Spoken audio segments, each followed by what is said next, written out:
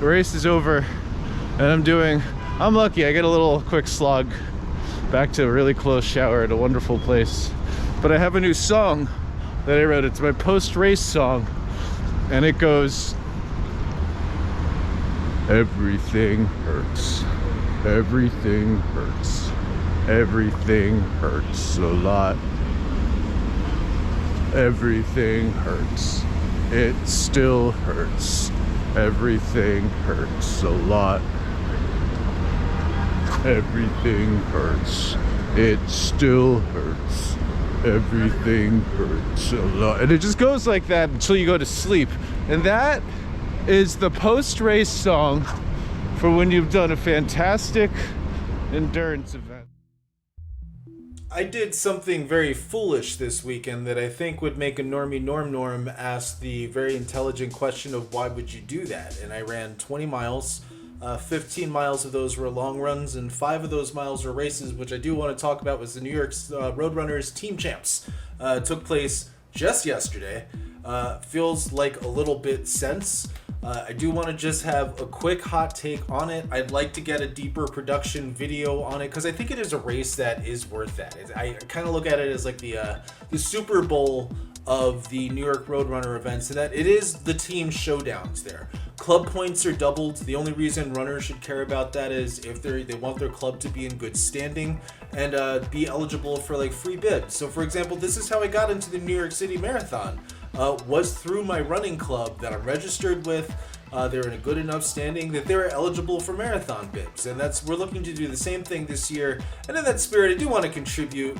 You do want to have a good showing here, and you know, this is actually smiling like this because this is one of the times where I could tell that I am sometimes with the right group of dumbasses.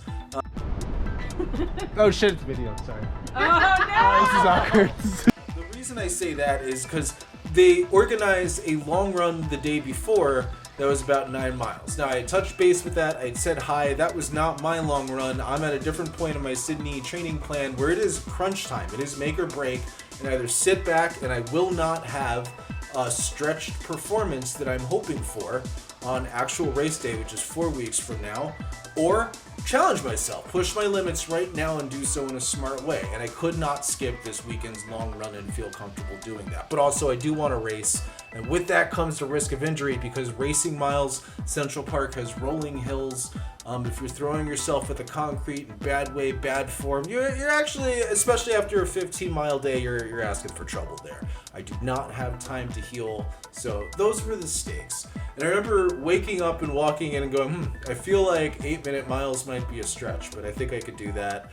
And which goes to show, I think people should know how to pilot their body. I did 8-minute 1 second miles according to the Strava post. And I get a kick. It's always 1 second. I'm always behind by 1 second. If I ran a little bit faster at the end or paced a little bit better throughout. But anyway, I do want to point out the Team Champs is a race itself. I really do recommend because I noticed even the way that it started, I got to run. Maybe it was because I was not trying to go at my top speed. But I got to run in a straight line. And I'm thinking back to the JP Morgan Corporate Challenge. I did that this year. It's more of a corporate run where not everyone who signs up has done actual races before. It's a lot of this. It's really annoying. But like this Team Champs race, you just able to take off and find your pace. Volunteers were very helpfully organized, and I thought that traffic moved in a way that was sane enough for what I was seeing there.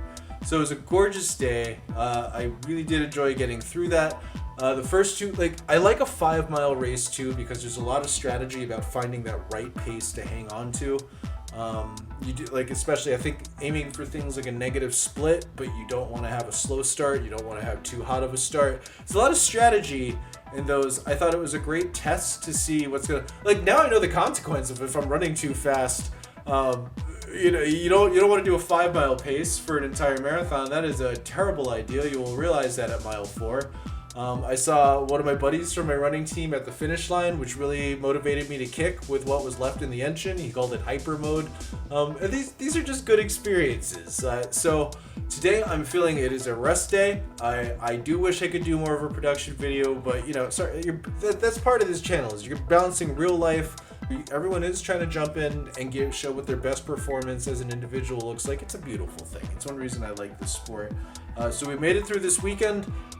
Next weekend I have like a 17-mile long run at the end. I have a few workouts throughout. I'm actually looking forward to getting back to it tomorrow. My body will be fine and ready, and I think this is what it takes to be the right kind of Brooklyn crazy man to show up in Sydney. Let's do this.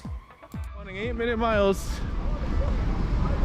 and I got 8 minutes 1 second, because that's my life, because nothing's ever easy. But if I was supposed to give up, then I would have died in the womb, you know, when they evicted me.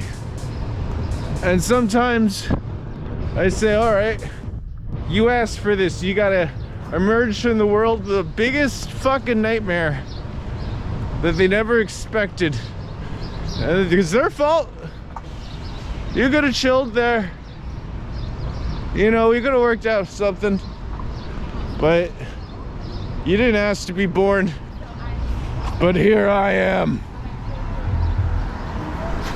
Everything hurts. Everything. Let's get some brunch.